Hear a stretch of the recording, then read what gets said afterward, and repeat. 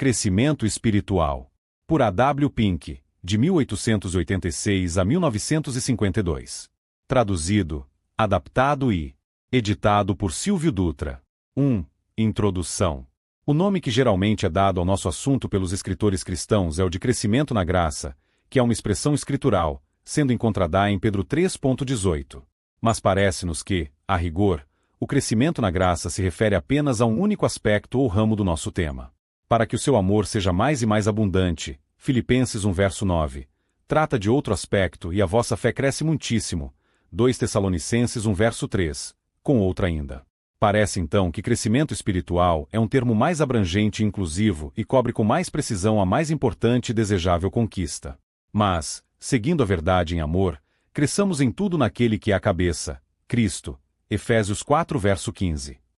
Não se pense disto que selecionamos nosso título em espírito de cativeiro ou porque estamos nos esforçando pela originalidade. Não é assim. Não temos críticas a fazer contra aqueles que podem preferir alguma outra denominação. Escolhemos isso simplesmente porque parece mais adequado e descrever totalmente o terreno que esperamos cobrir. Nossos ouvintes entendem claramente o que é conotado por crescimento físico ou crescimento mental. Nem o crescimento espiritual deve ser menos inteligível.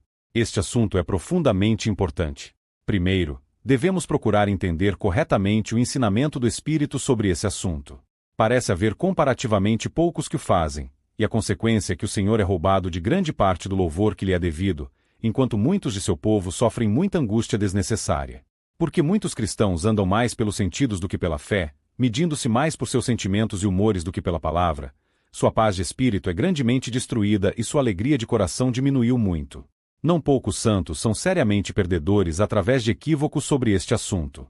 O conhecimento bíblico é essencial se formos melhor nos entender e diagnosticar com mais precisão nosso caso espiritual. Muitas almas provadas formam uma opinião errônea de si mesmas por causa do fracasso neste exato momento. Certamente, é uma questão de grande momento prático que devemos ser capazes de julgar corretamente nosso progresso espiritual ou retrocesso, para não nos lisonjearmos de um lado, ou nos depreciar indevidamente de outro. Alguns são tentados em uma direção, alguns na outra, dependendo em parte de seu temperamento pessoal e em parte do tipo de ensino que receberam. Muitos estão inclinados a pensar mais em si mesmos do que deveriam, e porque eles obtiveram um conhecimento intelectual consideravelmente maior da verdade, imaginam que fizeram um crescimento espiritual proporcional. Mas outros com memórias mais fracas e que adquirem uma compreensão mental das coisas mais lentamente, supõem que isso signifique falta de espiritualidade. A menos que nossos pensamentos sobre o crescimento espiritual sejam formados pela palavra de Deus, estamos certos de errar e saltar para uma conclusão errada. Assim como é com nossos corpos, assim é com nossas almas. Alguns supõem que são saudáveis enquanto sofrem de uma doença insidiosa, enquanto outros imaginam estar doentes quando, na verdade, são sãos e sadios. A revelação divina e não a imaginação humana deve ser o nosso guia para determinar se somos ou não bebês, jovens ou pais, espiritualmente falando, e nossa condição natural não tem nada a ver com isso. É profundamente importante que nossos pontos de vista sejam corretamente formados, não apenas para que possamos determinar nossa própria estatura espiritual, mas também a de nossos irmãos cristãos. Se eu desejo ser ajudado e abençoado por eles, então obviamente devo ser capaz de decidir se eles estão em uma condição saudável ou insalubre. Ou, se eu desejo conselho espiritual e assistência, então eu vou encontrar desapontamento a menos que eu saiba quem ir. Como posso regular meu curso e adaptar-me a minhas conversas com os santos com os quais entro em contato se não conseguir avaliar seu calibre religioso? Deus não nos deixou para o nosso próprio julgamento errante neste assunto, mas forneceu regras para nos guiar. Mencionar apenas uma outra razão que indica a importância de nosso assunto. A menos que eu possa averiguar onde tenho sido capaz de fazer progresso espiritual e onde falhei, como posso saber por que orar? E a menos que eu possa perceber o mesmo sobre meus irmãos, como posso inteligentemente pedir o suprimento do que eles mais precisam? Nosso assunto é muito misterioso, o crescimento físico está além da compreensão humana. Sabemos algo do que é essencial para isso, e a própria coisa pode ser descoberta, mas a operação e o processo estão ocultos de nós. Como não sabes qual é o caminho do Espírito, nem como os ossos crescem no ventre daquele que está com o filho, assim também não sabes as obras de Deus que faz todas as coisas. Eclesiastes 11 verso 5.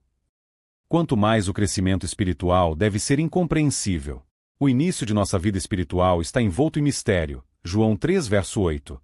E, em grande parte, isso também é verdade em seu desenvolvimento. A operação de Deus na alma é secreta, indiscernível ao olho da razão carnal e imperceptível aos nossos sentidos. As coisas de Deus não conhecem ninguém, a quem o Espírito deseja revelá-las. 1 Coríntios 2:11-12. Se sabemos tão pouco sobre nós mesmos e a operação de nossas faculdades em conexão com as coisas naturais, quanto menos competentes somos para compreender a nós mesmos e nossas graças em relação àquilo que é sobrenatural. A nova criatura é de cima, do que a nossa razão natural não tem conhecimento. É um produto sobrenatural e só pode ser conhecido por revelação sobrenatural. De maneira semelhante, a vida espiritual recebida no novo nascimento próspera em seus graus, não percebida pelos nossos sentidos. Uma criança, pesando e medindo a si mesma, pode descobrir que cresceu, mas não estava consciente do processo enquanto crescia. Assim é com o novo homem. Ele é renovado dia a dia, 2 Coríntios 4:16, mas de uma forma tão oculta que a renovação em si não é sentida, embora seus efeitos se tornem aparentes. Assim, não há boa razão para desanimar porque não sentimos que algum progresso está sendo feito ou para concluir que não há avanço porque esse sentimento está ausente. Há algumas pessoas do Senhor nas quais habitam a essência e a realidade da santidade, que não percebem em si qualquer crescimento espiritual. Deve, portanto, ser lembrado que há um crescimento real na graça, onde não é percebido.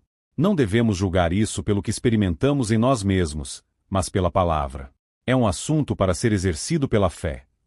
Se desejamos o puro leite da palavra e nele nos alimentarmos, então não devemos duvidar de que nós crescemos assim. 1 Pedro 2:3. Para citar novamente de Pierce, o crescimento espiritual é um mistério e é mais evidente em alguns do que em outros. Quanto mais o Espírito Santo brilha sobre a mente e coloca suas influências vitais no coração, tanto mais o pecado é visto, sentido e odiado como o maior de todos os males. E isso é uma evidência do crescimento espiritual, a saber, odiar o pecado como pecado e abominá-lo por causa de sua contrariedade com a natureza de Deus. A rápida percepção e discernimento que temos do pecado inerente, e do nosso sentimento, de modo a olhar para nós mesmos como os mais vis, renunciar a nós mesmos e tudo o que podemos fazer por nós mesmos e olhar de imediato e prontamente a Cristo para alívio e para força ao crescimento na graça e uma prova muito certa disso. Quão pouco é o homem natural capaz de entender isso. Não tendo nenhuma experiência do mesmo, parece-lhe uma ilusão lúgubre. E como crente precisa implorar a Deus para lhe ensinar a verdade sobre isso. Como não sabemos nada sobre o novo nascimento, salvo o que Deus revelou em sua palavra, não podemos formar uma compreensão correta sobre o crescimento espiritual, exceto da mesma fonte. O nosso assunto é também um que é difícil e isto se deve em parte ao fato de Satanás ter confundido a questão inventando tais plausíveis imitações que multidões são enganadas com isso, e sabendo disso, a alma conscienciosa está perturbada.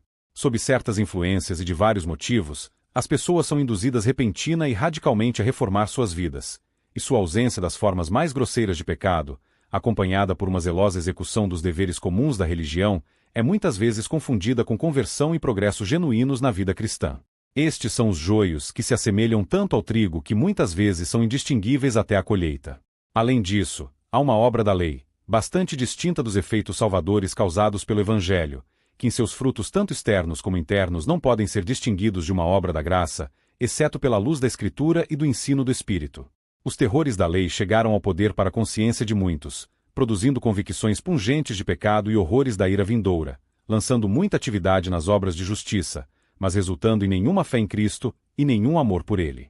Mais uma vez, o progresso espiritual é difícil de discernir porque o crescimento na graça muitas vezes não é tão aparente como a primeira conversão.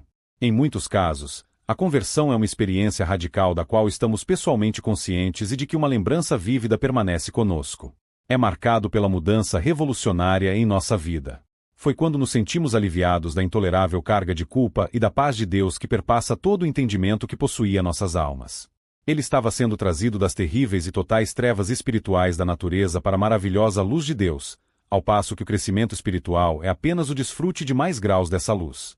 Foi essa tremenda mudança de não ter graça alguma aos primórdios da graça dentro de nós, ao passo que o que se segue é o recebimento de adições de graça. Foi uma ressurreição espiritual, um ser trazido da morte para a vida, mas a experiência subsequente é apenas renovações da vida então recebida. Pois, de repente, José foi transladado da prisão para sentar-se no trono do Egito, perdendo apenas para Faraó, o afetaria muito mais poderosamente do que ter novos reinos adicionados a ele mais tarde, como Alexandre. No início, tudo na vida espiritual é novo para o cristão, Mais tarde, ele aprende mais perfeitamente o que foi descoberto a ele, mas o efeito produzido não é tão perceptível e fascinante. Além disso, a vida espiritual ou natureza comunicada na regeneração não é a única coisa no cristão. O princípio do pecado ainda permanece na alma após o princípio da graça ter sido transmitido. Esses dois princípios estão em direta divergência entre si, engajados em uma guerra incessante enquanto o santo é deixado neste mundo. Porque a carne cobiça contra o espírito, e o espírito contra a carne, e estes são contrários um ao outro, de modo que não possais fazer o que quereis. Gálatas 5 verso 17. Esse terrível conflito pode confundir a questão na mente de seu sujeito. Sim, é certo levar o crente a extrair dele uma falsa inferência, a menos que ele compreenda claramente o ensino da Escritura sobre ele. A descoberta de tanta oposição interior, o frustrar de suas aspirações e esforços, sua incapacidade sentida de travar a guerra com sucesso, faz com que ele duvide seriamente se a santidade foi transmitida ao seu coração. Os estragos do pecado interior, a descoberta de corrupções insuspeitas, a consciência da incredulidade, as derrotas experimentadas, tudo parece dar a mentira direta a qualquer progresso espiritual. Isso apresenta um problema agudo para uma alma conscienciosa. O nosso assunto é complexo. Por isso queremos dizer que se trata de uma árvore com muitos ramos, que tem um tipo diferente de frutos de acordo com a estação. É um assunto no qual vários elementos entram, um que precisa ser visto de muitos ângulos. O crescimento espiritual é tanto para cima quanto para baixo, e ao mesmo tempo interno e externo. Um maior conhecimento de Deus leva a um maior conhecimento de si mesmo, e como se resulta em maior adoração de seu objeto, o outro traz humilhação mais profunda em seu assunto. Estas questões em mais e mais negações internas do eu e abundam mais e mais externamente em boas obras. No entanto, esse crescimento espiritual precisa ser mais cuidadosamente declarado, para não repudiarmos a perfeição da regeneração. No sentido mais estrito, o crescimento espiritual consiste em o espírito extrair o que ele operou na alma quando ele a estimulou. Quando um bebê nasce neste mundo, ele é completo em partes, embora não em desenvolvimento. Nenhum membro novo pode ser acrescentado ao seu corpo, nem quaisquer faculdades adicionadas à sua mente. Há um crescimento da criança natural, um desenvolvimento de seus membros, uma expansão de suas faculdades com uma expressão mais completa e manifestação mais clara das últimas, mas nada mais. A analogia é válida para um bebê em Cristo. Embora existam inúmeras diferenças circunstanciais nos casos e na experiência do chamado povo de Deus, e embora haja um crescimento adequado para eles, considerados como bebês, jovens e pais, ainda assim há apenas uma vida comum nos vários estágios e graus da mesma vida levados à sua perfeição pelo Espírito Santo até que emite em glória eterna. A obra de Deus, o Espírito, na regeneração é eternamente completa. Não admite aumento nem diminuição. É um e o mesmo em todos os crentes. Não haverá o menor acréscimo a ele no céu. Não uma graça, santa afeição, desejo ou disposição então, que não esteja nela agora. O todo da obra do Espírito, portanto, desde o momento da regeneração até a nossa glorificação, é extrair essas graças em ação e exercício que ele operou dentro de nós. E embora um crente possa abundar nos frutos da justiça mais do que outro, ainda assim não há um deles mais regenerado do que outro. A complexidade do nosso assunto é devida em parte tanto ao divino quanto aos elementos humanos que entram e quem é competente para explicar ou expor seu ponto de encontro. No entanto, a analogia fornecida a partir do reino físico novamente nos oferece alguma ajuda. Absolutamente considerado, todo crescimento é devido às operações divinas, mas relativamente a certas condições que devemos cumprir ou não haverá crescimento. Para nomear nenhum outro, a participação de alimento adequado é um pré-requisito essencial. No entanto, isso não alimentará a menos que Deus tenha o prazer de abençoar o mesmo. Insistir que existem certas condições que devemos cumprir, certos meios que devemos usar em nosso progresso espiritual não é dividir as honras com Deus, mas é simplesmente apontar a ordem que ele estabeleceu e a conexão que ele designou entre uma coisa e outra. Da mesma forma, existem certos obstáculos que devemos evitar ou o crescimento será inevitavelmente detido e o progresso espiritual retardado. Isso também não implica que estamos frustrando a Deus, mas apenas desconsiderando seus avisos e pagando a penalidade de quebrar as leis que ele instituiu. A dificuldade de explicar nosso assunto, a própria complexidade de nosso assunto aumenta a dificuldade antes de tentar explicá-lo, pois, como no caso de tantos outros problemas apresentados à nossa inteligência limitada, trata-se de procurar preservar o devido equilíbrio entre o divino e os elementos humanos. As operações da graça divina e o cumprimento de nossa responsabilidade devem ser insistidos em cada um, e o apoio deste último ao primeiro, assim como o superabundamento do primeiro em relação ao segundo deve ser proporcionalmente estabelecido. De maneira semelhante, nossa contemplação do crescimento espiritual para o alto não deve ser impedida de derrubar a do nosso crescimento para baixo, nem a nossa profunda aversão ao eu deve ser impedida de aumentar a vida em Cristo. Quanto mais sensatos somos de nosso vazio, mais precisamos recorrer à sua plenitude. Nem é nossa tarefa mais fácil quando lembramos que o que escrevemos cairá nas mãos de tipos muito diferentes de ouvinteis que se sentam sob variados tipos de ministério, aquele que precisa enfatizar uma nota diferente da outra. Que existe algo como crescimento espiritual é abundantemente claro nas Escrituras. Além das passagens aludidas no parágrafo inicial, podemos citar o seguinte: eles vão de força em força. Salmo 84, verso 7. O caminho do justo é como uma luz brilhante, que brilha mais e mais até o dia perfeito. Provérbios 4.18. Então conheçamos e prossigamos em conhecer o Senhor. Oséias 6.3. Mas a vós, que temeis ao Senhor, brotará o sol da justiça, com curas nas suas asas, e saireis e crescereis como bezerros do curral. Malaquias 4, verso 2. E da sua plenitude todos temos recebido, e graça sobre graça. João 1, verso 16. Todo galho em mim que dá fruto, ele limpa para que possa produzir mais frutos. João 15, verso 2. Mas todos nós, com a face descoberta, refletindo como em uma espelhou a glória do Senhor, somos transformados de glória em glória na mesma imagem, como pelo Espírito do Senhor, 2 Coríntios 3, verso 18. Aumentando o conhecimento de Deus. Colossenses 1, verso 10. Assim como recebestes de nós, como devemos andar e agradar a Deus, assim abundeis cada vez mais. 1 Tessalonicenses 4, verso 1. Ele dá mais graça. Tiago 4, verso 6. A lista acima pode ser estendida consideravelmente, mas referências suficientes foram dadas para mostrar que não apenas é algo como crescimento espiritual claramente revelado nas Escrituras, mas que é dado um lugar proeminente.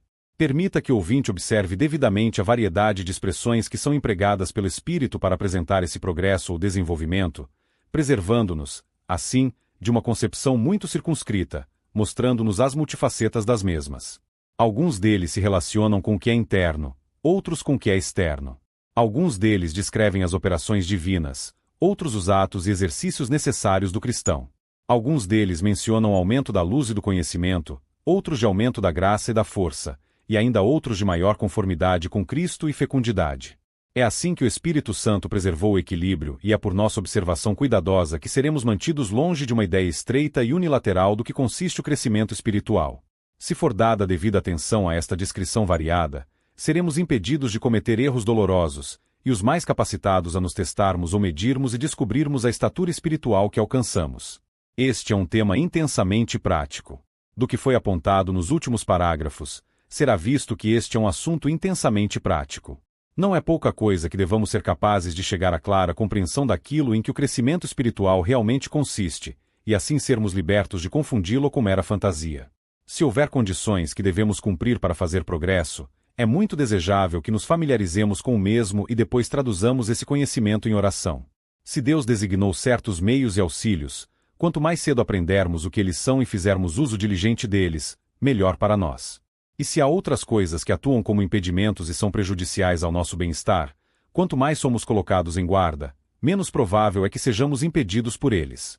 E se o crescimento cristão tem muitos lados, isso deve governar nosso pensamento e agir sobre ele, para que possamos lutar por um caráter cristão de proporções adequadas e bem arredondadas, e crescer em Cristo não meramente em um ou dois aspectos, mas em todos os aspectos. Coisas pelas quais o nosso desenvolvimento pode ser uniforme e simétrico. 2. Sua raiz. Antes de tentar definir e descrever em que consiste o crescimento espiritual de um cristão, devemos primeiro mostrar o que é capaz de crescer, pois o crescimento espiritual supõe necessariamente a presença da vida espiritual. Somente uma pessoa regenerada pode crescer. O progresso na vida cristã é impossível, a menos que eu seja um cristão. Devemos, portanto, começar explicando o que é um cristão. Para muitos de nossos ouvinteis, isso pode parecer bastante supérfluo, mas em um dia como este, em que falsas ilusões espirituais abundam em todos os lados, quando tantos são enganados sobre a questão mais importante e por causa de classes tão diferentes, nós consideramos necessário seguir este curso.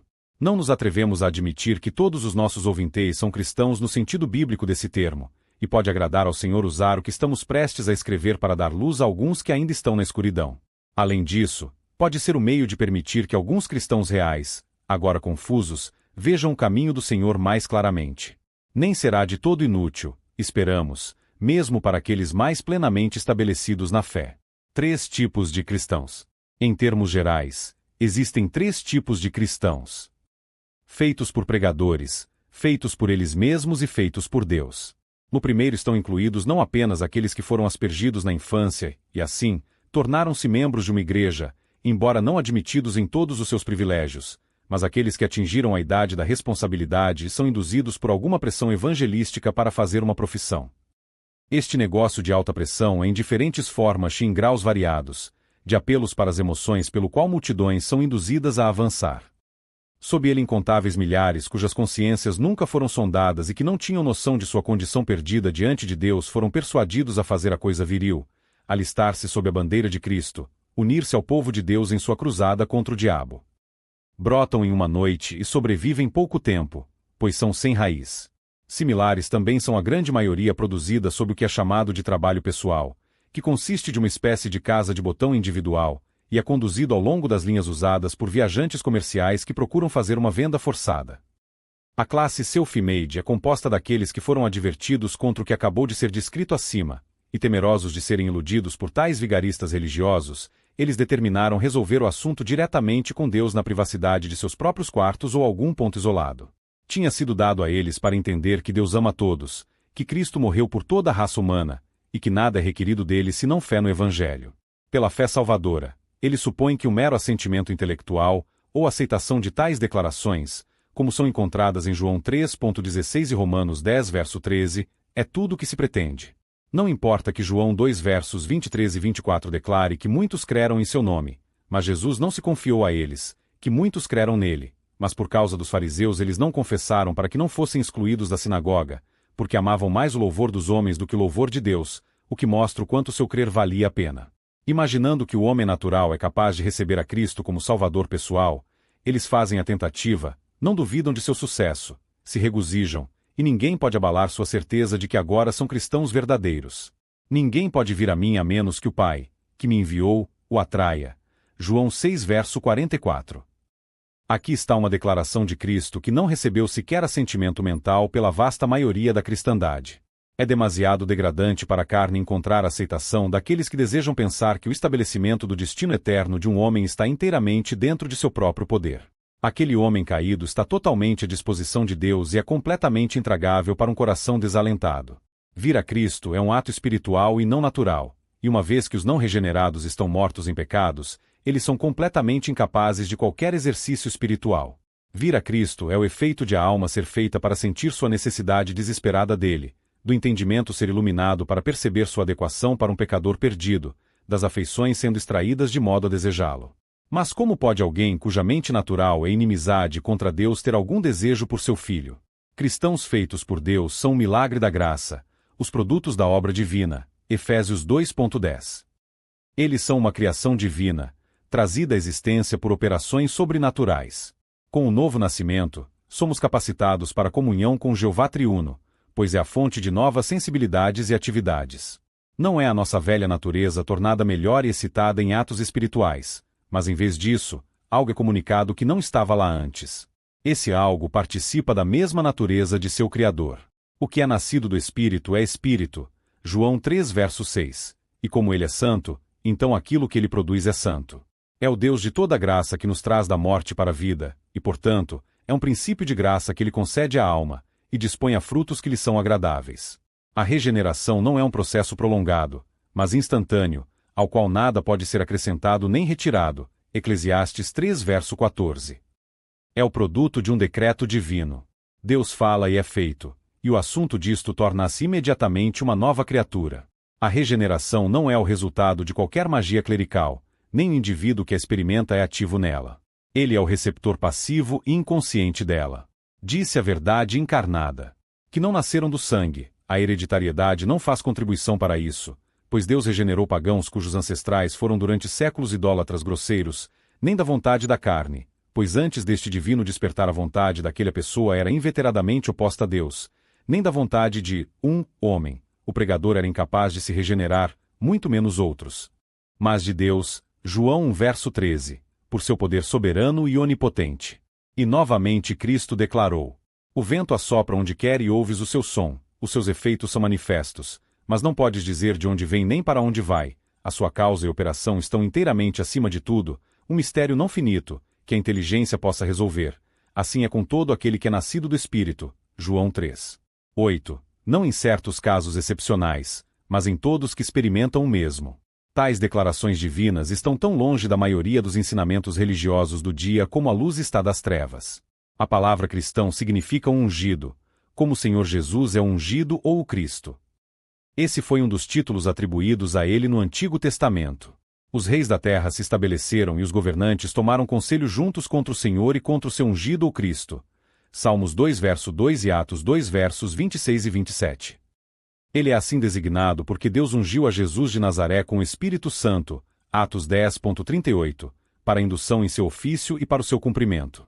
Esse ofício tem 3 ramos, pois ele deveria agir como profeta, sacerdote e rei.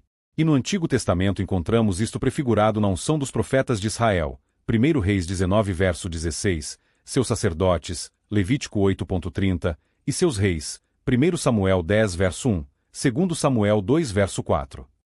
Por conseguinte, foi na entrada em seu ministério público que o Senhor Jesus foi ungido, pois em seu batismo os céus se abriram para ele e foi visto o Espírito de Deus descendo como uma pomba e iluminando sobre ele, e do Pai ouviu-se uma voz que dizia: Este é o meu amado Filho, em quem me comprazo. Mateus 3 versos 16 e 17. Nota do tradutor. Estes atos de unção do Espírito, tanto relativos a Cristo como aos cristãos, demonstram que a concessão de vida espiritual é uma atribuição exclusiva do poder sobrenatural de Deus, sem o concurso de qualquer outro poder. Se faltar isto, não há conversão real, não há cristão real e nenhuma vida espiritual autêntica. Quando alguém pensa, portanto, que está servindo a Deus ou sendo religioso como convém, e não tem recebido esta unção do Espírito Santo, tudo o que ele tem é na verdade uma casca vazia da verdadeira vida.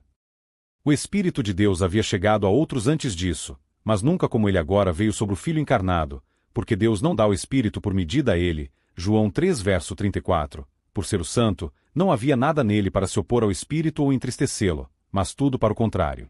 Mas não foi só para si mesmo que Cristo recebeu o Espírito, mas para compartilhar e comunicar ao seu povo. Por isso, em outro tipo do Antigo Testamento, lemos que o precioso unguento sobre a cabeça, que desceu sobre a barba de Arão, que descia até as orlas das suas vestes, Salmo 132 verso 2. Embora todos os sacerdotes de Israel fossem ungidos, ninguém, a não ser o sumo sacerdote, foi feito a cabeça sobre eles, Levítico 8 verso 12. Isso prefigurava que o Salvador fosse ungido não apenas como nosso grande sumo sacerdote, mas também como cabeça de sua igreja, e o fluir da unção santa não primitiva às orlas das vestes prefigurava a comunicação do Espírito a todos os membros, mesmo os mais humildes, de seu corpo místico. Ora, aquele que nos ungiu é Deus, que nos selou e nos deu o penhor do Espírito em nossos corações. 2 Coríntios 1 verso 22. De sua plenitude de Cristo todos nós recebemos. João 1 verso 16.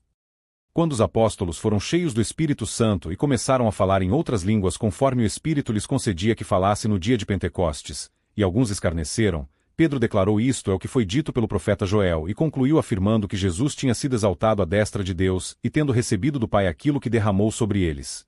Atos 2 verso 33. Um cristão então é ungido porque recebeu o Espírito Santo de Cristo os ungidos. E, portanto, está escrito: mas vós tendes a unção do Santo, isto é, de Cristo, e de novo. A unção que dele recebestes permanece em vós, 1 João 2 versos 20 e 27, pois, assim como lemos do descendente remanescente do Espírito sobre ele, João verso 33, ele permanece conosco para sempre, João 14.16. Este é o acompanhamento inseparável do novo nascimento. A alma regenerada não é apenas a receptora de uma nova vida, mas o Espírito Santo é comunicado a ela, e pelo Espírito é então vitalmente unida a Cristo, pois o que se une ao Senhor é um só Espírito com ele, 1 Coríntios 6 verso 17. O Espírito vem habitar para que seu corpo seja feito seu templo.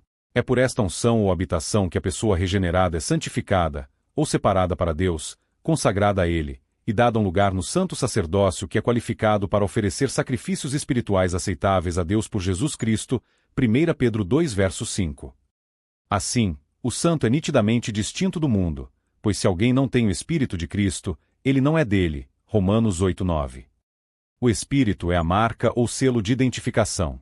Como foi pela descida do Espírito a Cristo que João o reconheceu, João 1 verso 33, e a ele Deus, o Pai, selou, João 6 verso 27. Assim os crentes são selados com o Espírito, Efésios 1 verso 13. Mas no que é concernente ao individual na regeneração é inteiramente passivo e no momento inconsciente do que ocorre, a questão se levanta. Como uma alma pode ter certeza ou não de ter sido divinamente vivificada? À primeira vista, pode parecer que nenhuma resposta satisfatória pode estar próxima, mas uma pequena reflexão deve mostrar que isso deve estar longe de ser o caso. Tal milagre da graça operada em uma pessoa não pode ser por muito tempo imperceptível para ela. Se a vida espiritual for concedida a um morto nos pecados, sua presença logo se manifestará. Este é realmente o caso. O novo nascimento se torna aparente pelos efeitos que produz, a saber, desejos espirituais e exercícios espirituais. Como o bebê natural se apega instintivamente à sua mãe, o bebê espiritual se volta para aquele que o gerou.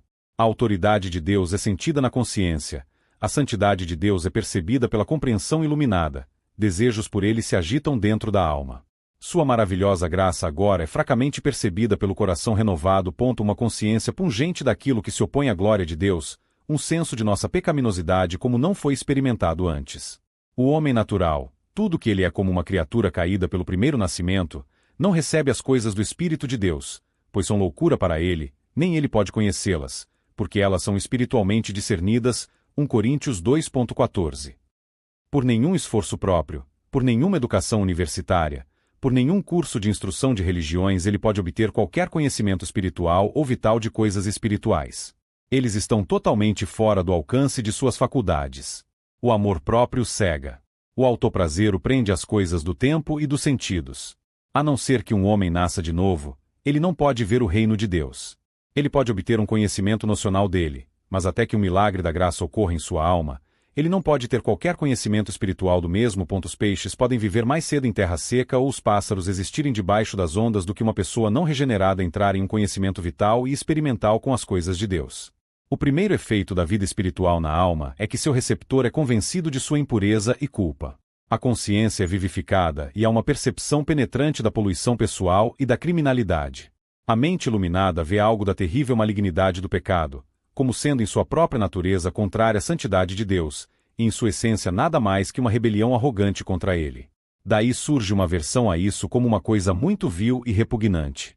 O demérito do pecado é visto, de modo que a alma é levada a sentir que provocou gravemente o Altíssimo, expondo a ira divina. Consciente da praga do seu coração, sabendo-se justamente responsável pela terrível vingança do Todo-Poderoso, sua boca está parada, ele não tem uma palavra a dizer em autojustificação, ele se confessa culpado diante dele, e daí em diante aquilo que mais lhe interessa é: o que devo fazer para ser salvo? De que maneira posso escapar da condenação da lei? O segundo efeito da vida espiritual na alma é que seu receptor se torna consciente da adequação de Cristo a um vilão tão vil quanto ele agora. Descobre-se ser. O glorioso Evangelho agora tem um significado inteiramente novo para ele. Ele não precisa de nenhum incentivo para ouvir sua mensagem. É música celestial em seus ouvidos, boas novas de um país distante. Provérbios 25 verso 25. Não, ele agora procura as Escrituras para se certificar de que tal evangelho não seja bom demais para ser verdade. Enquanto ele lê a respeito de quem é o Salvador e o que ele fez, da encarnação divina e de sua morte na cruz, ele está impressionado como nunca antes. Como ele aprende que era para os pecadores, para os ímpios, para os inimigos que Cristo derramou seu sangue, a esperança despertada em seu coração e ele impedido de ser subjugado por seu fardo de culpa e de afundar em desespero abjeto. Desejos de um interesse em Cristo brotam dentro de sua alma, e ele está decidido a procurar a salvação. Em nenhum outro ponto ele está convencido de que o perdão e a segurança devem ser encontrados somente em Cristo. Se assim for, que ele lhe mostrará favor. Ele procura agora descobrir quais são as exigências de Cristo. Um cristão não é apenas um ungido pelo Espírito, mas ele é também um discípulo de Cristo. Ver Mateus 28 verso 19 e Atos 11 verso 26. Isto é, um aprendiz e seguidor de Cristo. Seus termos de discipulado são conhecidos em Lucas 14 versos 26 a 33. Aqueles termos que uma alma regenerada é capaz de cumprir. Condenado por sua condição perdida, tendo aprendido que Cristo é o Salvador designado e autossuficiente para os pecadores, ele agora lança as armas de sua rebelião, repudia seus ídolos, renuncia seu amor e amizade com o mundo, se entrega ao senhorio de Cristo, toma seu jugo sobre ele, e assim encontra descanso para sua alma. Confiando na eficácia de seu sangue expiatório, o fardo da culpa é removido e, daí por diante, seu desejo e esforço dominantes é agradar e glorificar seu Salvador. Assim, a regeneração surge e se evidencia pela conversão, e a conversão genuína faz um discípulo de Cristo seguir o exemplo que ele nos deixou. 3. Sua necessidade. Começamos o primeiro capítulo ressaltando que ninguém pode fazer qualquer progresso na vida cristã, a menos que seja primeiro um cristão e depois dedique o restante à definição e descrição do que é um cristão. É realmente impressionante notar que este título é usado pelo Espírito Santo de duas maneiras. Primeiramente, significa um ungido, subordinadamente denota um discípulo de Cristo. Assim, eles reuniram de uma maneira verdadeiramente maravilhosa tanto o lado divino quanto o humano. Nossa unção com o Espírito é o ato de Deus, em que somos inteiramente passivos, mas nos tornarmos discípulos de Cristo é um ato voluntário e consciente nosso por meio do qual nos entregamos livremente ao senhorio de Cristo e nos submetemos ao seu cetro. É por este último que obtemos evidências do primeiro. Ninguém cederá aos termos repulsivos da carne do discipulado cristão, salvo aqueles em quem a obra divina da graça foi realizada. Mas, quando esse milagre ocorreu, é certo que a conversão seguirá como uma causa produzirá seus efeitos. Um fez uma nova criatura pelo milagre divino dos novos desejos de nascimento e se esforça de bom grado para satisfazer as santas exigências de Cristo. Aqui, então, está a raiz do crescimento espiritual, a comunicação com a alma da vida espiritual. Eis o que torna possível o progresso cristão. Uma pessoa está se tornando cristã, primeiro pela unção do Espírito e depois por sua própria escolha. Esse duplo significado do termo cristão é a chave principal que nos abre o assunto do progresso cristão ou crescimento espiritual, pois ele precisa ser contemplado tanto do ângulo divino quanto do humano. Requer ser visto tanto do ângulo das operações de Deus quanto daquelas do cumprimento de nossas responsabilidades. O significado duplo do título cristão também deve ser tido em mente sob o aspecto atual de nosso assunto, pois, por um lado, o progresso não é necessário nem possível, enquanto em outro sentido muito real é ao mesmo tempo desejável e necessário.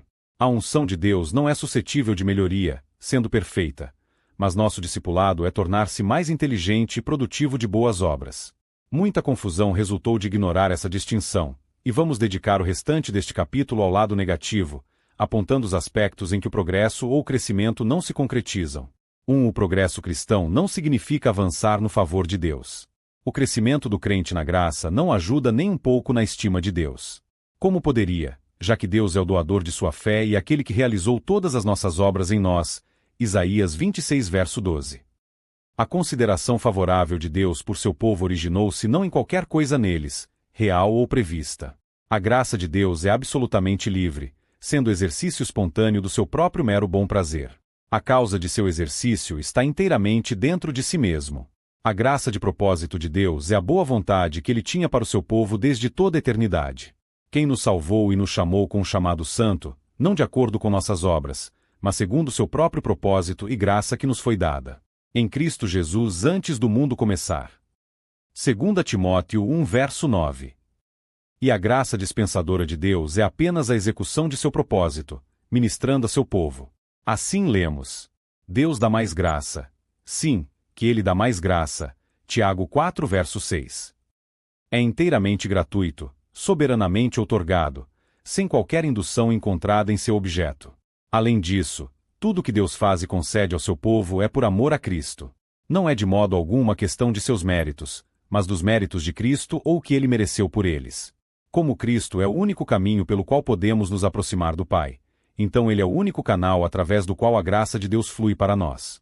Por isso, lemos da graça de Deus e do dom da graça, a saber, a justiça que justifica, por um homem, Jesus Cristo, Romanos 5.15, e novamente, a graça de Deus que é dada por Jesus Cristo, 1 Coríntios 1.4. O amor de Deus para conosco está em Cristo Jesus nosso Senhor, Romanos 8.39. Ele nos perdoa por amor de Cristo, Efésios 4.32. Ele fornece toda a nossa necessidade de acordo com as suas riquezas na glória em Cristo Jesus, Filipenses 4 verso 19. Ele nos leva ao céu em resposta à oração de Cristo, João 17 verso 24. Ainda que Cristo mereça tudo por nós, o causa original era a graça soberana de Deus. Embora os méritos de Cristo sejam a causa de nossa salvação, eles não são a causa de sermos ordenados para a salvação.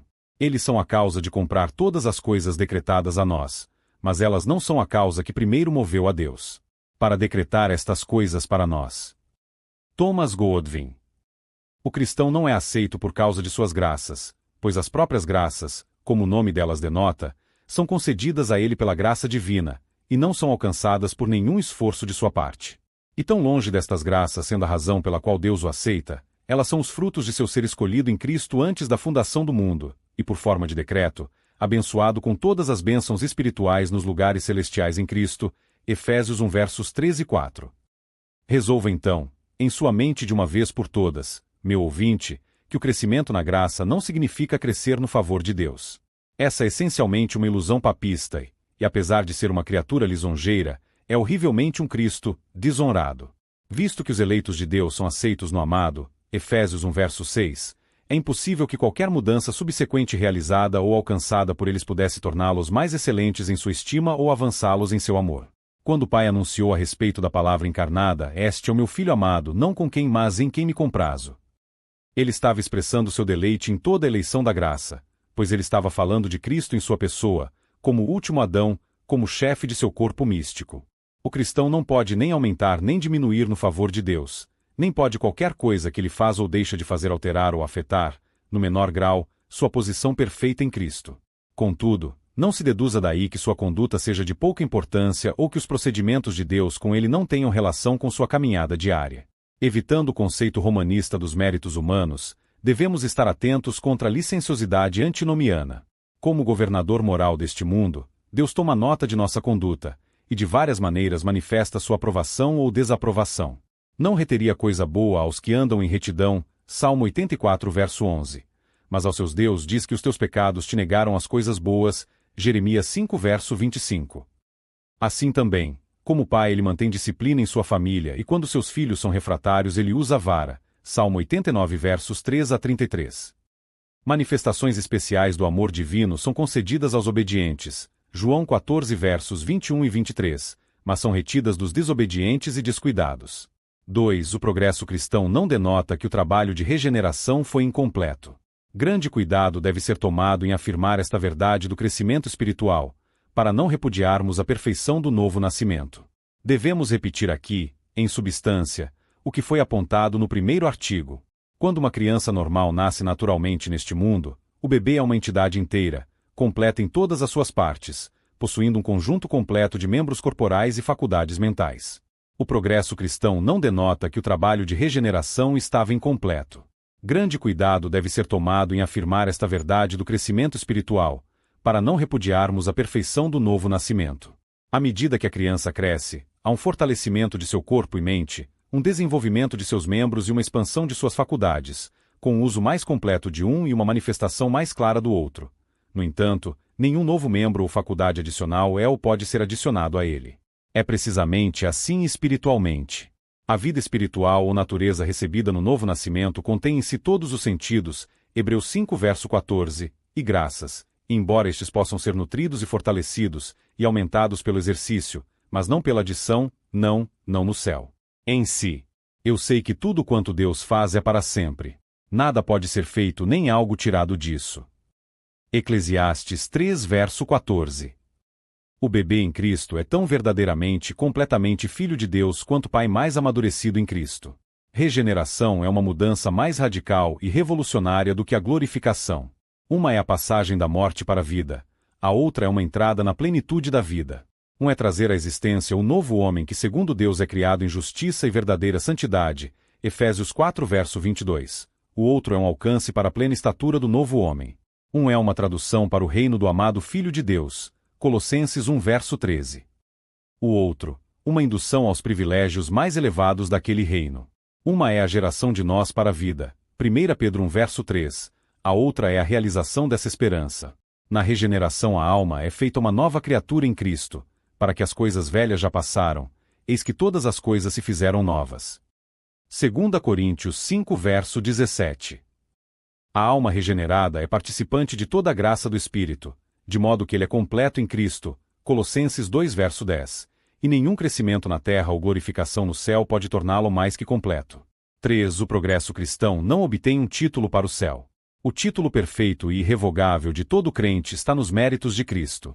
Seu cumprimento vicário da lei, por meio do qual ele a exaltou e tornou honrosa, garantiu para todos em cujo lugar ele agiu a plena recompensa da lei. É sobre a base suficiente da perfeita obediência de Cristo ser contada para sua conta que o crente é justificado por Deus e assegurado que ele reinará em vida. Romanos 5,17. Se ele tivesse vivido na terra por mais 100 anos e servido a Deus perfeitamente, isso não acrescentaria nada ao seu título. O céu é a possessão adquirida, Efésios 1,14, comprado para o seu povo pela obra de Cristo. Seu precioso sangue confere a todo pecador crente o direito legal de entrar no Santo dos Santos, Hebreus 10, verso 19. Nosso título para a glória é encontrado somente em Cristo. Dos redimidos agora no céu é dito que eles lavaram as suas vestes e as branquearam no sangue do Cordeiro. Estão, pois, diante do trono de Deus, eu servem dia e noite no seu templo. Apocalipse 7, versos 14 e 15. Não foi suficientemente percebido que o pronunciamento de justificação de Deus é muito mais do que um mero senso de absolvição ou não condenação. Inclui também a imputação positiva da justiça. Como James Hervey tão belamente ilustrou. Quando a orbe faz sua primeira aparição no leste, que efeitos são produzidos? Não são apenas os matizes da noite dispersos, mas a luz do dia é difundida. Assim é quando o autor da salvação é manifestado à alma. Ele traz imediatamente perdão e aceitação. Não apenas nossos trapos imundos são removidos, mas o melhor manto é colocado sobre nós. Lucas 15,22. E nenhum esforço ou realização nossa pode adicionar qualquer coisa a tal adorno divino. Cristo não apenas nos livra da morte, mas também nos compra a vida. Ele não apenas afastou nossos pecados, mas mereceu uma herança para nós. O cristão mais maduro e avançado não tem nada a pleitear diante de Deus por sua aceitação do que a justiça de Cristo. Isso, nada além disso, e nada acrescentado a ele, como seu título perfeito para a glória. O progresso cristão não nos faz encontrar o céu. Muitos daqueles que são mais ou menos claros sobre os 3 pontos considerados acima estão longe de ser assim sobre este, e, portanto, devemos entrar nele em maior extensão. Milhares foram ensinados a acreditar que quando uma pessoa foi justificada por Deus e provou a bem-aventurança do homem cuja transgressão é perdoada, cujo pecado está coberto, muito ainda resta ser feito pela alma antes que ela esteja pronta para os tribunais celestiais. Surge uma impressão generalizada de que, após a sua justificação, o crente deve submeter-se ao processo de refinamento da santificação, e que, para isso, deve ficar por algum tempo entre as provações e os conflitos de um mundo hostil. Sim, tão fortemente sustentada é essa visão que alguns tendem a se opor ao que se segue. Mesmo assim, tal teoria repudia o fato de que é a nova obra criadora do Espírito que não apenas capacita a alma a absorver e desfrutar as coisas espirituais agora, João 3 versos 13 e 5, mas também se encaixa experimentalmente para a fruição eterna de Deus. Pensou-se que aqueles que trabalhassem sob o erro mencionado acima seriam corrigidos por sua própria experiência e pelo que observavam em seus companheiros cristãos. Eles reconhecem francamente que seu próprio progresso é muito insatisfatório para eles, e não têm meios de saber quando o processo deve ser concluído com sucesso. Eles veem seus companheiros cristãos cortados aparentemente em estágios muito variados desse processo. Se for dito que esse processo é completado apenas com a morte, então salientaríamos que, mesmo em seus leitos de morte, os santos mais eminentes e maduros testemunharam ser mais humilhados sobre suas realizações e completamente insatisfeitos consigo mesmos. Seu triunfo final não foi o que a graça os fez para serem em si mesmos, mas o que Cristo foi feito para ser para eles. Se tal visão como acima fosse verdadeira, como poderia qualquer crente nutrir o desejo de partir e estar com Cristo? Filipenses 1,23. Enquanto o próprio fato de que ele ainda estava no corpo seria a prova, de acordo com essa ideia, de que o processo ainda não estava completo para ajustá-lo à sua presença. Mas, pode-se perguntar, não existe algo como santificação progressiva? Nós respondemos, tudo depende do que é significado por essa expressão. Em nosso julgamento, é algo que precisa ser definido com cuidado e precisão. Caso contrário, é provável que Deus seja grosseiramente desonrado e seu povo seriamente ferido por ser levado à escravidão por uma visão mais inadequada e defeituosa da santificação como um todo. Há vários aspectos essenciais e fundamentais nos quais a santificação não é progressiva, onde não admite graus e é incapaz de aumentar, e esses aspectos da santificação precisam ser claramente declarados e claramente apreendidos antes que o aspecto subordinado seja considerado. Primeiro, todo crente foi santificado de modo descrente por Deus Pai antes da fundação do mundo. Judas verso 1. Segundo, ele foi meritoriamente santificado por Deus, o Filho, na obra redentora que realizou em lugar e em favor do seu povo, de modo que está escrito por uma oferta ele aperfeiçoou para sempre os que são santificados, Hebreus 10 verso 14. Terceiro, Ele foi vitalmente santificado por Deus, o Espírito, quando ele o vivificou em novidade de vida, uniu a Cristo e fez do seu corpo seu templo. Se por santificação progressiva se entende uma compreensão mais clara e uma compreensão mais completa do que Deus fez Cristo para ser para o crente e para sua posição e estado perfeitos nele. Se por isso se entende o crente vivendo cada vez mais no gozo no poder daquilo, com a correspondente influência e efeito que terá sobre seu caráter e conduta. Se por isso se entende um crescimento de fé e um aumento de seus frutos, manifestado em uma caminhada santa, então não temos objeção ao termo. Mas se por santificação progressiva se pretende que a interpretação do crente seja mais aceitável a Deus, ou uma criação dele mais adequada para Jerusalém celestial, então não hesitamos em rejeitá-lo como um erro grave. Não só não pode haver aumento na pureza e aceitabilidade da santidade do crente diante de Deus, mas não pode haver adição àquela santidade da qual ele se tornou possuidor no novo nascimento, pois a nova natureza que ele então recebeu é essencialmente e impecavelmente santa. O bebê em Cristo, morrendo como tal, é tão capaz de tão alta comunhão com Deus quanto Paulo no estado de glória. Ao invés de se esforçar e orar para que Deus nos tornasse mais aptos para o céu, quanto é melhor unir-se ao apóstolo em dar graças ao Pai que nos ensina a fazer-nos participantes da herança dos santos na luz, Colossenses 1 verso 12, e depois procurar caminhar adequadamente para tal privilégio e dignidade. Isso é para os santos possuírem suas posses, Obadias 1.17, o outro é ser roubado deles por um romanismo pouco disfarçado.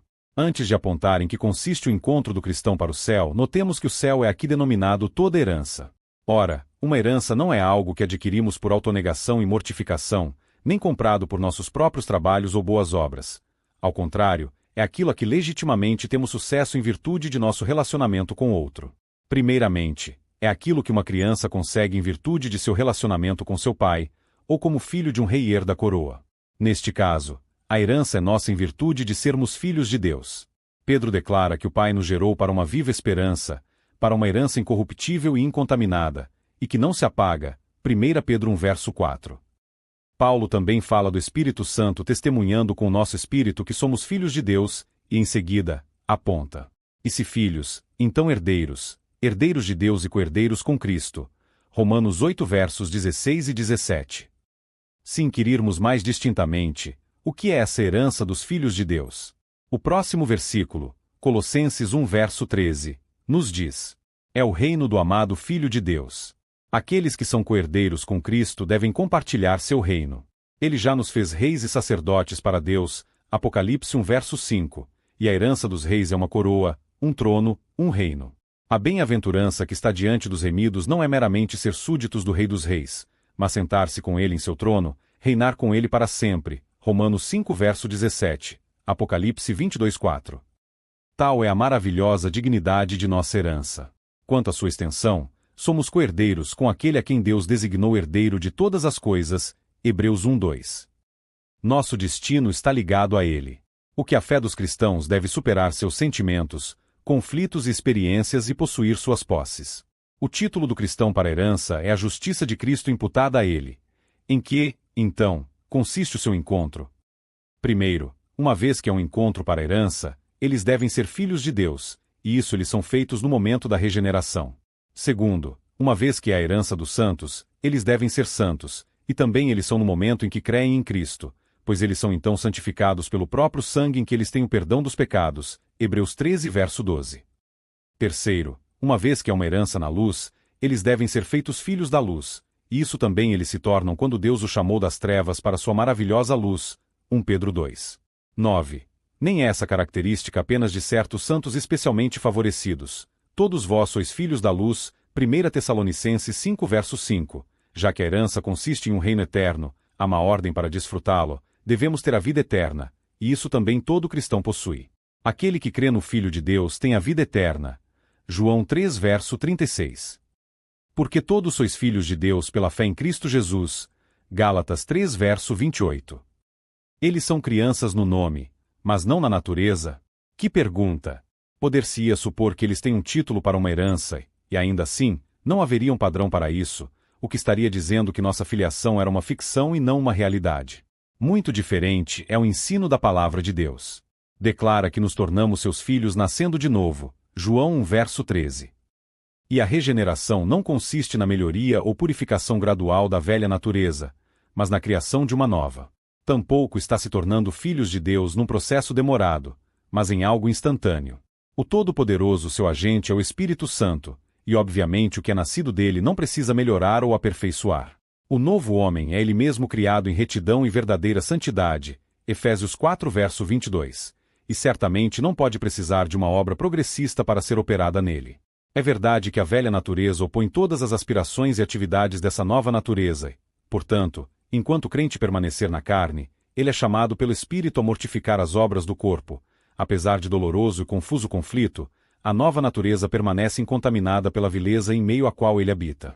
Aquilo que qualifica o cristão ou faz encontrar-se para o céu é a vida espiritual que ele recebeu na regeneração, pois esta é a vida ou natureza de Deus. João 3 verso 5, 2 Pedro 1 verso 4. Essa nova vida ou natureza se encaixa no cristão para a comunhão com Deus, para a presença de Deus. No mesmo dia em que o ladrão moribundo a recebeu, ele estava com Cristo no paraíso.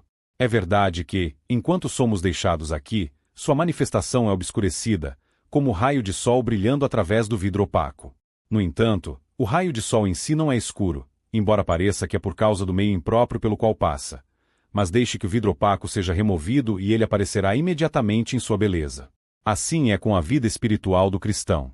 Não há derrota na vida em si, mas sua manifestação é tristemente obscurecida por um corpo mortal.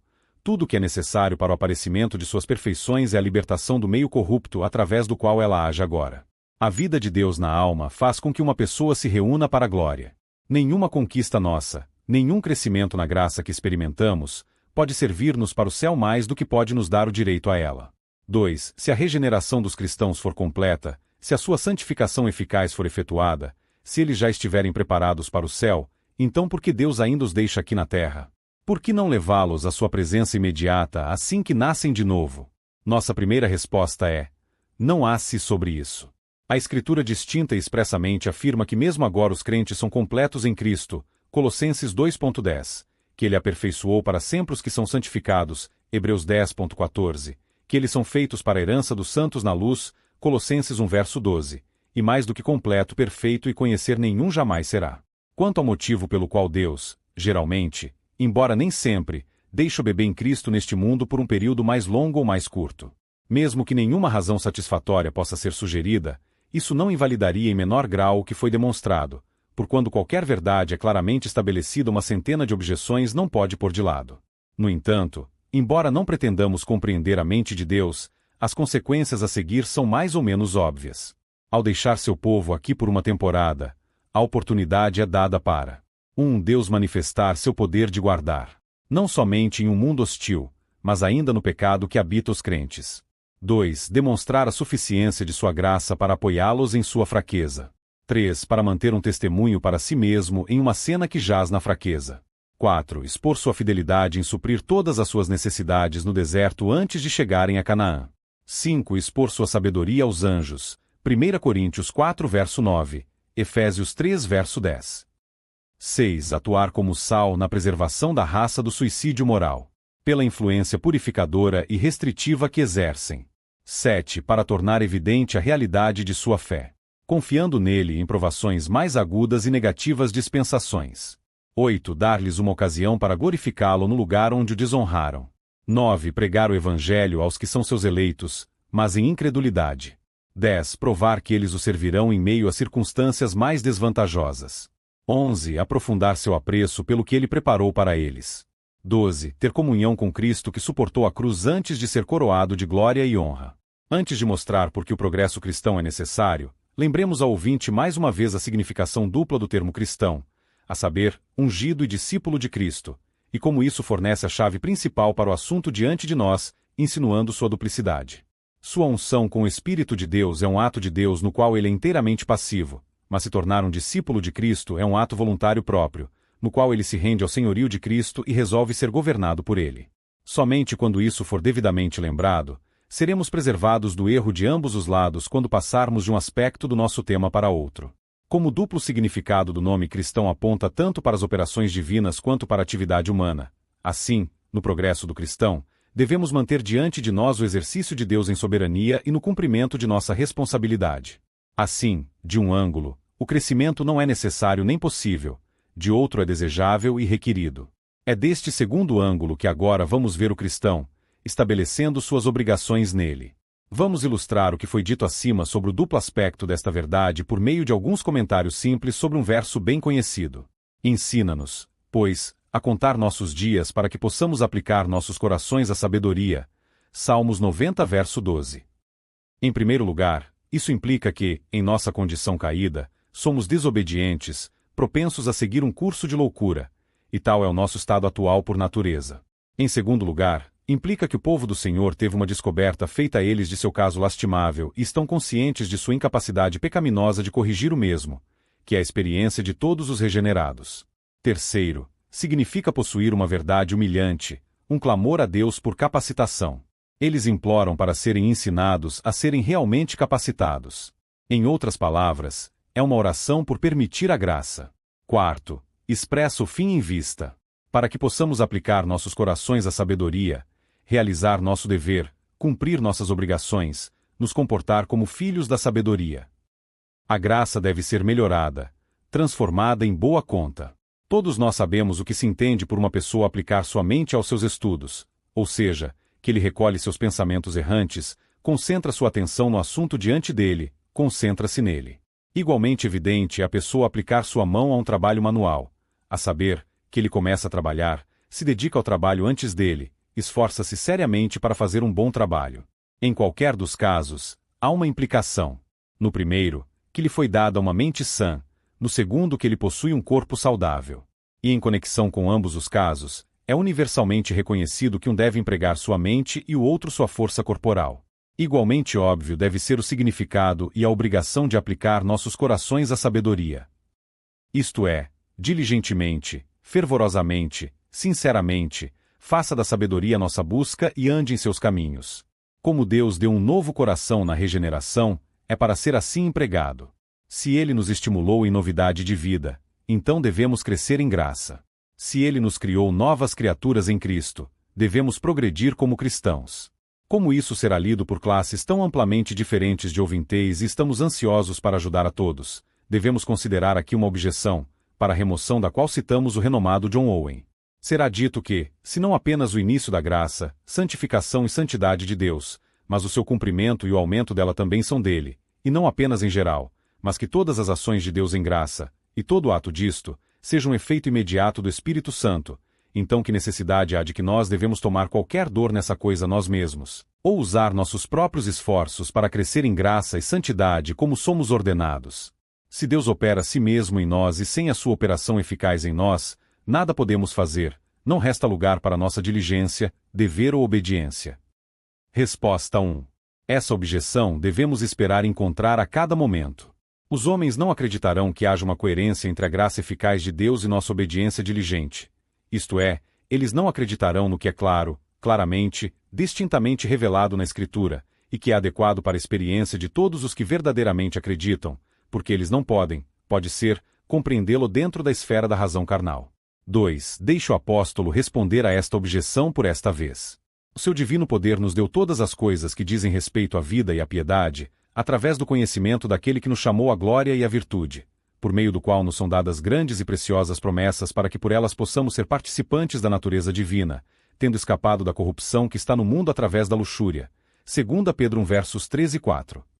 Se todas as coisas que pertencem à vida e à piedade, entre as quais, sem dúvida, é a preservação e aumento da graça, nos seja dado pelo poder de Deus, se dele recebermos essa natureza divina, em virtude da qual nossas corrupções são subjugadas, então eu oro que necessidade há de qualquer esforço nosso. Toda a obra da santificação é operada em nós, ao que parece, e pelo poder de Deus. Nós, portanto, podemos deixá-lo em paz e deixá-lo aquele de quem ela é, enquanto somos negligentes, seguros e à vontade. Não, diz o apóstolo, este não é o então eu oro que necessidade há de qualquer esforço nosso. Não, diz o apóstolo, este não é o uso pelo qual a graça de Deus deve ser colocada. A consideração disto é ou deveria ser o principal motivo e encorajamento para toda diligência para o aumento da santidade em nós. Pois assim ele acrescenta imediatamente. Mas também por esta causa, ou por causa das operações graciosas do poder divino em nós, dando toda a diligência, acrescente a sua fé a virtude, etc. Verso 5. Estes opositores e este apóstolo tinham uma mente muito diversa nestes assuntos. O que eles fazem um desânimo insuperável para a diligência na obediência, ele faz o maior motivo e encorajamento para isso. 3. Eu digo, a partir desta consideração que inevitavelmente se seguirá, que devemos continuamente esperar e depender de Deus para o suprimento de seu Espírito e graça sem a qual não podemos fazer nada. Que Deus é mais o autor por sua graça do bem que fazemos do que nós mesmos, não eu, mas a graça de Deus que estava comigo. Que devemos ser cuidadosos para que por nossas negligências e pecados não provoquemos o Santo Espírito para reter seus auxílios, e assim nos deixar para nós mesmos, na condição em que não podemos fazer nada que seja espiritualmente bom. Essas coisas, eu digo, inevitavelmente seguirão a doutrina antes de declaradas, e se alguém se ofender com eles, não está em nosso poder dar-lhes alívio. Vindo agora mais diretamente às necessidades, seja pelo crescimento espiritual ou pelo progresso cristão. Isto não é opcional, mas é obrigatório, pois somos expressamente exortados a crescer na graça e no conhecimento de nosso Senhor e Salvador Jesus Cristo, 2 Pedro 3 verso 18, crescer desde a infância até o vigor da juventude, e do zelo da juventude para a sabedoria da maturidade espiritual. E mais uma vez, edificando-se na sua mais santa fé. Judas 1.21. Não é suficiente estar ancorado e estabelecido na fé, pois precisamos crescer mais e mais nisso. Na conversão nós tomamos sobre nós o jugo de Cristo, e então sua palavra é aprendei de mim, que é para ser uma experiência ao longo da vida. Ao nos tornarmos discípulos de Cristo, nós entramos em sua escola. Não permanecemos no jardim de infância, mas progredimos sob o ensino de Deus. O sábio ouvirá e aumentará o ensino, Provérbios 1 verso 5, e deve procurar fazer bom uso desse aprendizado. O crente ainda não chegou ao céu. Ele está a caminho, viajando para lá, fugindo da cidade da destruição. É por isso que a vida cristã é tão frequentemente comparada a uma corrida, e o crente a um corredor. Esquecendo daquelas coisas que estão para trás e avançando para as coisas que estão diante de mim, eu corro para o alvo do prêmio. Filipenses 3 versos 13 e 14. Só assim o Deus Trino é glorificado. Isso é tão óbvio que realmente não precisa discutir. Não traz glória a Deus que seus filhos sejam anões. Como o sol e a chuva são enviados para a nutrição e frutificação da vegetação, os meios da graça são fornecidos para que possamos aumentar em nossa estatura espiritual. Como recém-nascidos, desejem o leite sincero da palavra para que possam crescer, 1 Pedro 2 verso 2, não apenas no conhecimento intelectual, mas em conformidade prática com o mesmo. Esta deve ser nossa principal preocupação e ser nosso principal negócio. Tornar-nos mais familiarizados com Deus, ter o coração mais ocupado e afetado por suas perfeições, buscar um conhecimento mais completo de sua vontade, regular nossa conduta e, assim, mostrar os louvores daquele que nos chamou das trevas para sua maravilhosa luz, 1 Pedro 2 verso 9. Quanto mais evidenciamos nossa filiação, mais nos conduzimos como filhos de Deus diante de uma geração perversa, mais honramos aquele que colocou seu amor sobre nós. Que o nosso crescimento espiritual e progresso é glorificar a Deus aparece claramente das orações dos apóstolos, pois ninguém estava mais preocupado com sua glória do que eles, e nada ocupou um lugar tão proeminente em sua intercessão como esta. Como esperamos fazer alusão a isso novamente mais tarde, uma ou duas citações aqui devem ser suficientes. Para os Efésios, Paulo orou, para que sejais cheios de toda a plenitude de Deus, Efésios 5.19.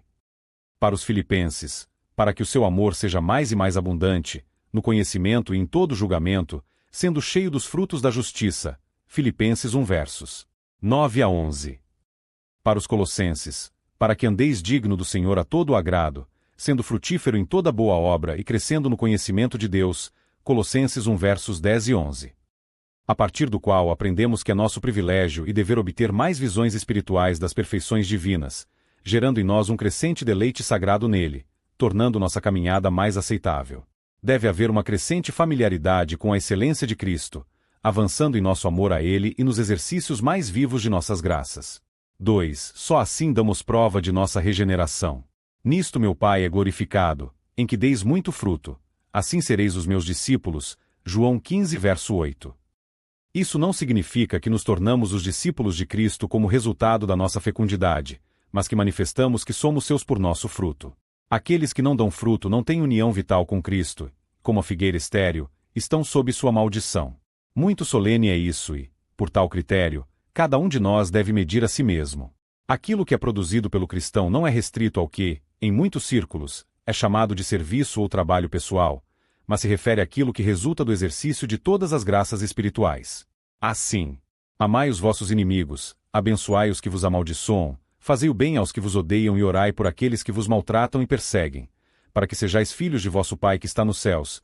Mateus 5 versos 44 e 45. Isto é, para que você possa tornar evidente a si mesmo e aos companheiros que você foi feito coparticipante da natureza divina. Ora, as obras da carne são manifestas, e são estas, etc. Mas o fruto do Espírito é amor, alegria, paz, longanimidade, benignidade, bondade, fé, mansidão, temperança. Gálatas 5 versos 19, 22 e 23.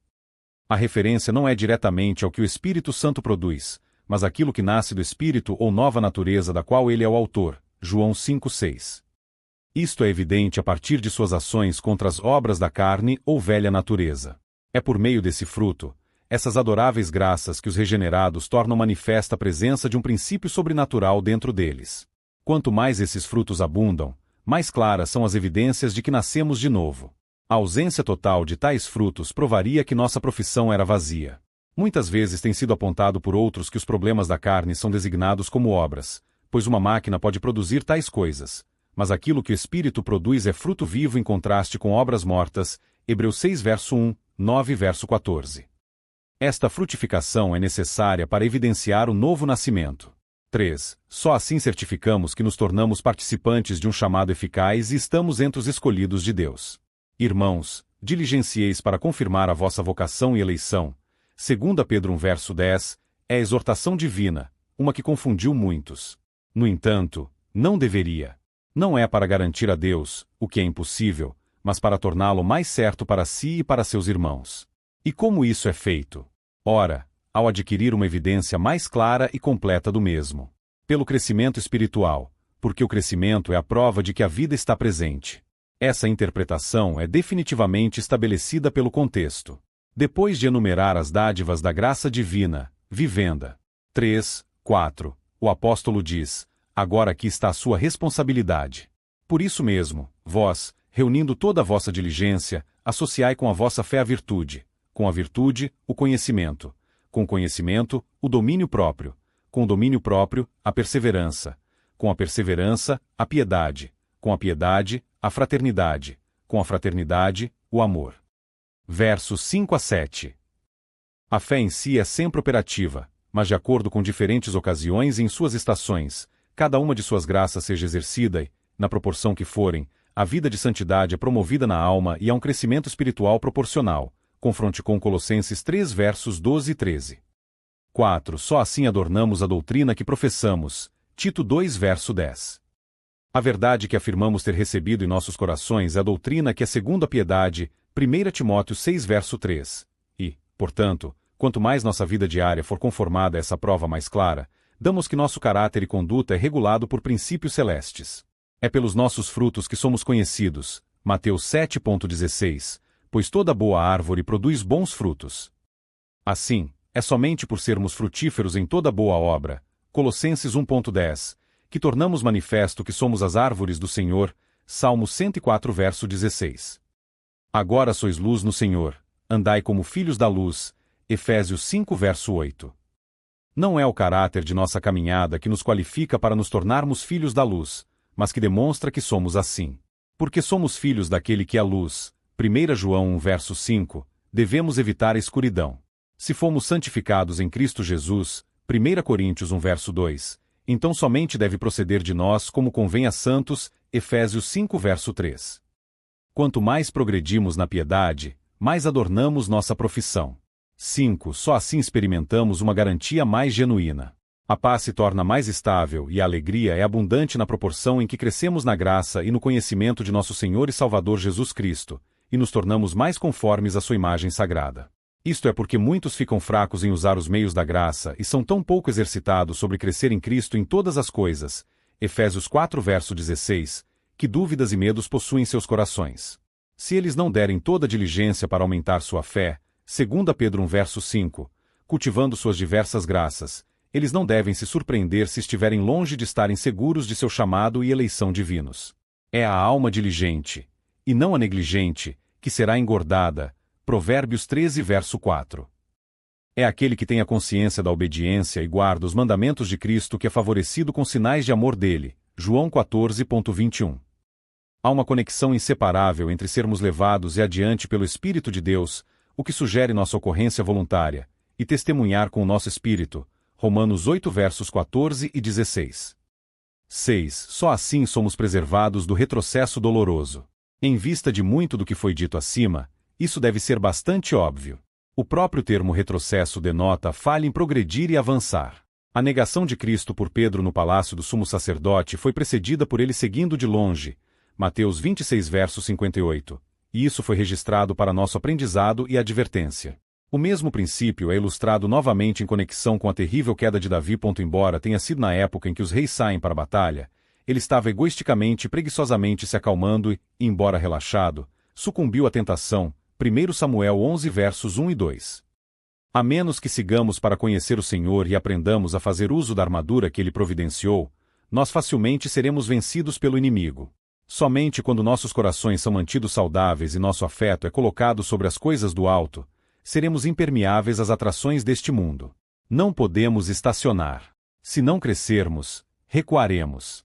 7. Só assim preservaremos a causa de Cristo do opróbrio. O retrocesso de seu povo faz seus inimigos blasfemarem. Quantos tiveram a oportunidade de fazê-lo do triste caso de Davi? Quando o mundo nos vê decaindo, é gratificado, sendo reforçado em sua ideia de que a piedade é apenas uma pose, uma farsa. Por isso, entre outras razões, os cristãos são chamados para serem irrepreensíveis e inofensivos, filhos de Deus, sem repreensão no meio de uma geração corrupta e perversa, entre os quais brilhais como luzes no mundo. Filipenses 2 verso 15. Se recuarmos em vez de avançarmos, e precisarmos fazer um ou outro, então desonraremos grandemente o nome de Cristo e encheremos seus inimigos de alegria profana.